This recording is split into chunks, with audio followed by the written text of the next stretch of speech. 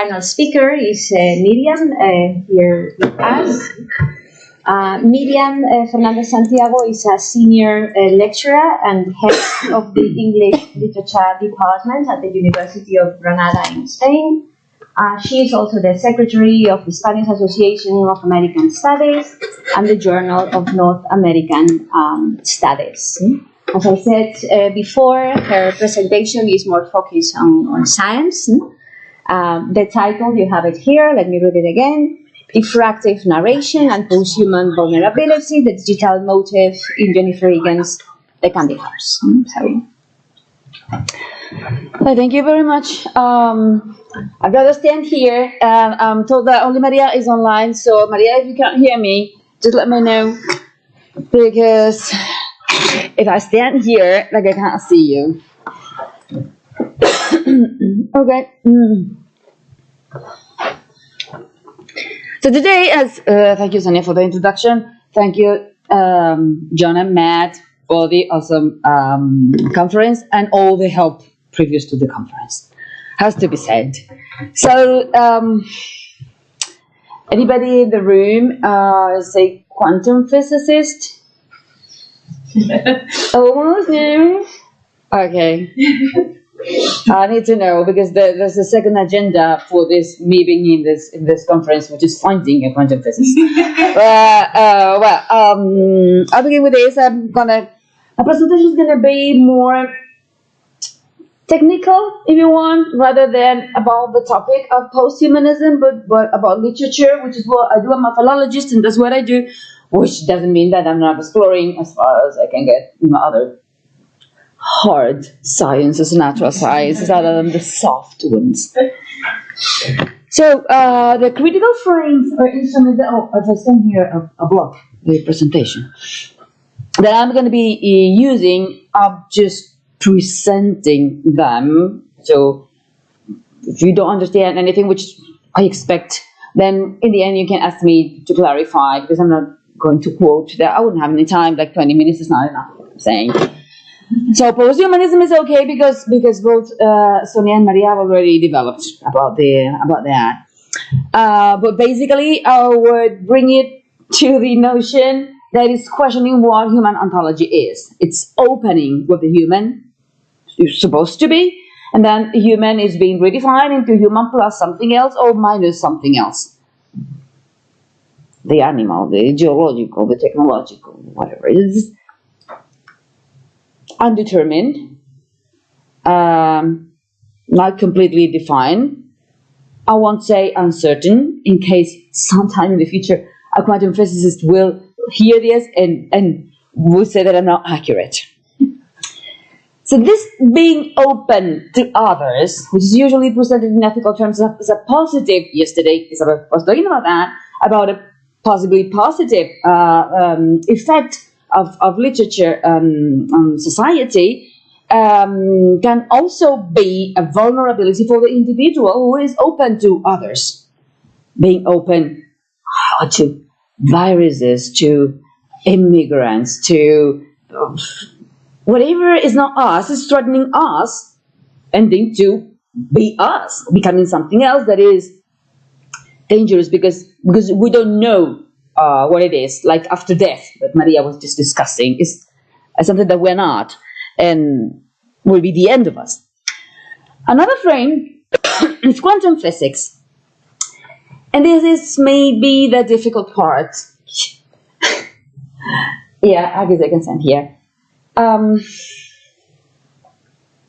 If you're not familiar with it at all, want to bring these two ideas. One is diffraction, and another one is interaction. And they are related to time. And time is essential for narrative, because narrative is a line, the narrative line. So reversible time is what you understand as time, and that is classical physics. Reversible time is that we have a cause and an effect, and if you get the effect, you can revert it and find out the cause. And the cause comes previously to the effect. You agree that yesterday led to today, and not the other way around?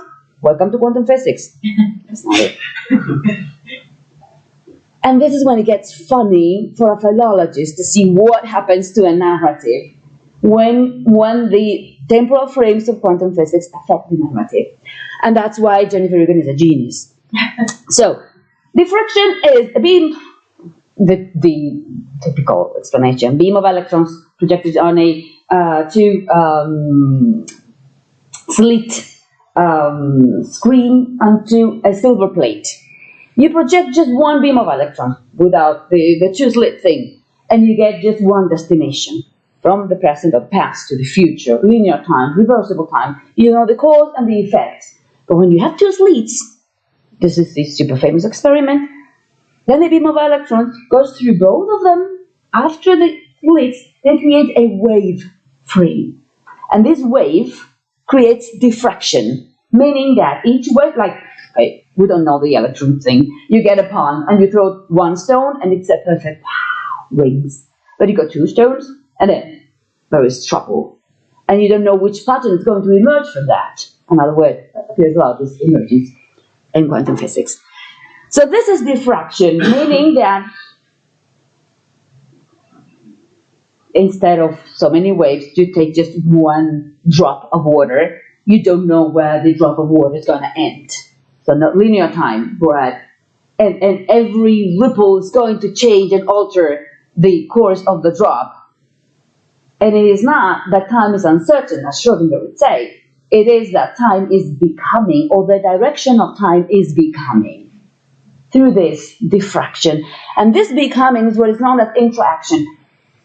If you get into this field, you will find out that, I've read about that in family studies, but most people who use the word interaction to describe what they're doing, they are in fact doing interaction. And it is not the same. Interaction takes it for granted that things existed before they became into diffractive contact. But with interaction, it doesn't mean that. It means that, and this is the wow, because it is awesome, I love it, the very idea is so exciting. It means that, like we're here, that we don't exist yet, but we are the effect of something that will be determined in the future. And you say, no, that time is not, it's not science fiction. It is quantum physics and it is quantum mechanics too. So not just the theoretical idea. I would like to go into performatives, but if I go into that, then the thing that, let's stick to the notion of interaction as things that encounter, get into touch, do not exist yet as prior to their interaction or interaction. The effect is what produces them as individuals. So like, I declare you man and wife. Yeah, in the end you're man and wife, but you're not. The authority that allows me to declare you man and wife is only reasserted once it has become. Anyways. So that is interaction, and I'm going to discuss what happens to narrative time when as no, I'll get to that later. Okay, science fiction, which is what most of us are studying in the posthuman, transhuman realm. When Karen Barrett, who is translating, adapting quantum physics for the biologists or people in the humanities, and she's so kind, she's a quantum physicist, but she's doing that for us. She's describing describing Bohr's work, the three parts of a scientific experiment, the three participants is the word. The observer, the scientist, the instrument, and then the object of observation. So according to quantum physics, none of this exists until after the experiment is completed. But basically, you don't know if the object of observation is a scientist or whether the object is the instrument or the instrument is the object. It's not clear until you have the observation, and each of them is determined as one of those. The way Barrett describes this is the same as Einstein started discussing space-time, so she's using information matter. Like information and matter is the same and not two things, which does away with literature as representation of reality, for instance.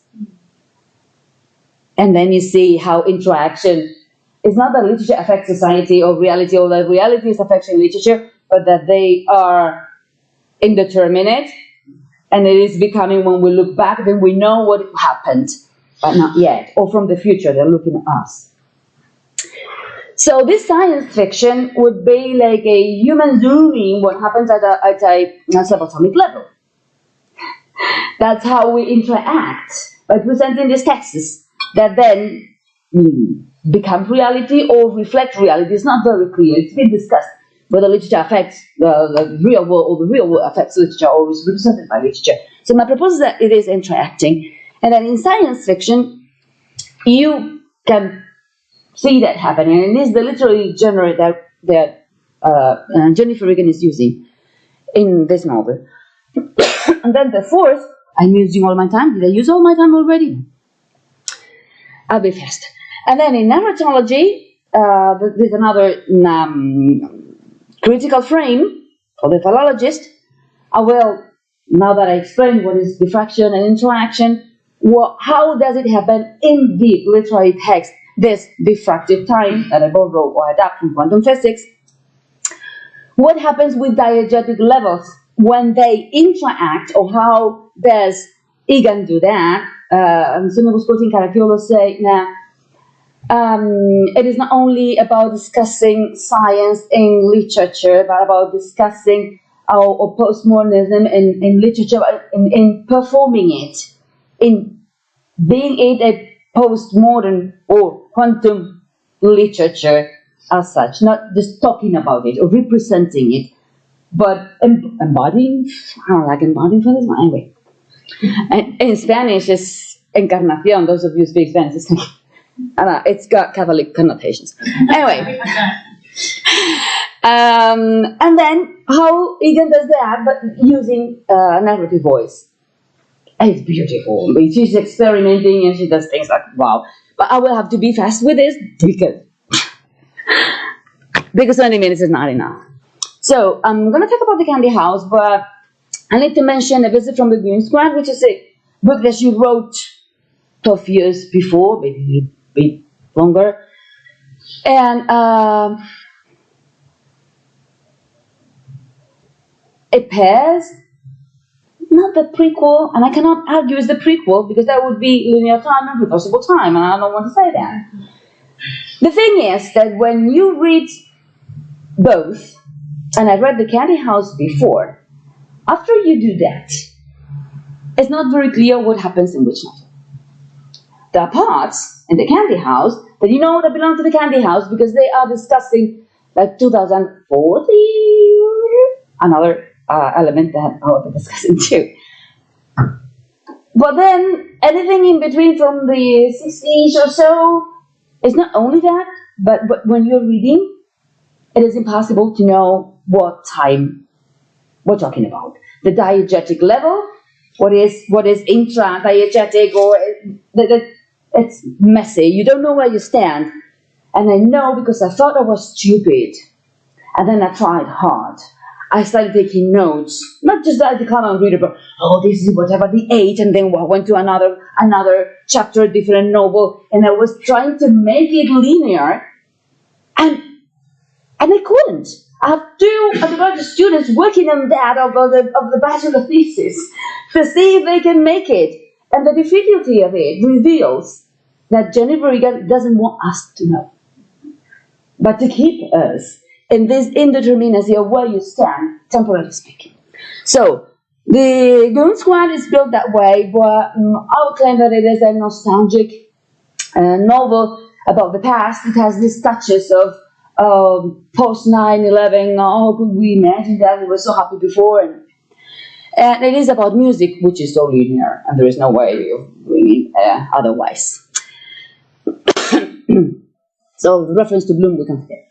And then The Candy House, much later, I have dates for the publication of the novels at least, not for the plot. It deals with non-reversible time and the emergence of plot of diegetic levels, but in a non-linear way. And it's not non-linear like you get flashbacks and flash forwards, which you get. It is that each chapter is not only told from a particular point of view, but that or perspective or focalized with nice experiments, but each of them is altering not only what has been written before, but when you read a future chapter or later chapter, the previous chapters also add meaning to the later ones. And that's what I mean by interaction and diffractive plot. There is no diegetic level in either of these novels and not combined together. You do not have a way to come back. Well, there is a progression, but you have to reconstruct it. Once you finish it, you look back, like in quantum physics, and you rebuild in not very clear ways. It's more like an impression. You have a general idea of what is happening. And so many characters that they are also quite undetermined as you are reading. Okay. So in the novel, the digital appears as a theme, which is what we've been seeing so far, but also as a structural framework. So as a theme, like in other novels with a posthumous critical perspective, the posthuman, or the digital as a manifestation of the posthuman, is presented, I would say quite obviously, as a vulnerability, which appears in this, with all these features, as a form of alienation from each other, exposure of your own privacy, continuous exposure, as an addiction to be connected to others or devices, the problem of aging, because technology doesn't age or doesn't look like it ages, although it gets obsolete very quickly, but it doesn't look like it ages. The notions of surveillance developed by Birchall, which is being under constant control by everybody sharing their private matters. The notion of privacy, the idea of property, where everything should be open, and it's a moral value to share everything open. Notions of gender, how the digital is gendered in oppressing, because it's about probabilities, and whatever is more probable is what becomes the rule with the digital. And since minorities are not probable or are minorities, then they get to be erased from the picture. About empathy, I was discussing this with this after a lecture yesterday, how the digital by overexposure to vulnerability can blunt people's feelings, or make you reject or just don't look at almost so much suffering because you are overloaded by it. Issues of memory as replaced by the archive. So you don't have to remember because the archive is there. There's no need to remember. Of identity, which is the post-human central motif, and of objectification, which is basically quantum physics. You are the human being or you are the object. I can go on, but then I won't finish. Okay. And as for science fiction, how long do I have? Okay, 5 minutes, I guess. Do I have? Yes. So this is the last one. About the science fiction as a genre, both Schwenk and Vint, the Sonny just mentioned, are describing this tendency in current science fiction as something that is not happening in a very distant future, but a science fiction that is picturing, like Egan, like in 20 years. It's a long time, but not like Terminator. Most of you are so young, you haven't even watched the movie. How dare you? Something in a very, very distant future. But it's like time is rushing and going so fast that the distant futures are way too close. And it is as if you could see it happening, and very realistic, even if it is science fiction, because it's like the consequence of what we already have now. And of course, the satirical potential is high for this science fiction. It has a social purpose. And the elements that are combined in this science fiction is the combination of the need space, the matter, and the infosphere, the information matter, and the text, as a literary text, is combining both of them. It's this near future. It used to be music, but then it is a alternative reality. I don't like the use of any of those words, but I have to call it somehow. in which they came up with this device, which is a cube that you put in your head, and it records your memories, even those that you cannot remember. There's the impressions that you get. So, I mean, you do it for yourself, like with a camera. You do it for yourself, or like a diary, or like a blog, or like, I mean, the device is new, but the strategy is old. The thing is that it claims not to be mediated because it's neurological, so there is no language in between. So you get that, you record your stuff, and then you can later watch it. Then with time, your father dies, and you inherit the cube, and then you can get the experiences directly through a headset. So is it your father or is it you? And then people start, it's like it echoes or creates ripples, and also beyond the diegetic level into the metaleptic reality of readers. It's also that you can upload your memories into the web for a club of people who join. You have access if you give access. And then it allows you to know about things that happened in the past, like the Martin Luther King's speech. Somebody was there, and you live it, not just read about it or get the picture, but you live it. So the way that the human ontology is questioned through this imaginary future is very obvious and appealing as well as dangerous. So this is about science fiction. She borrows the digital frame for how to construct the novel with a network structure. What you have is chapters, characters, points of view, and events that appear, but briefly, in one chapter, then another book. And the moment of recognition is very pleasant because you think you're very clever. You noticed, and of course, you underline.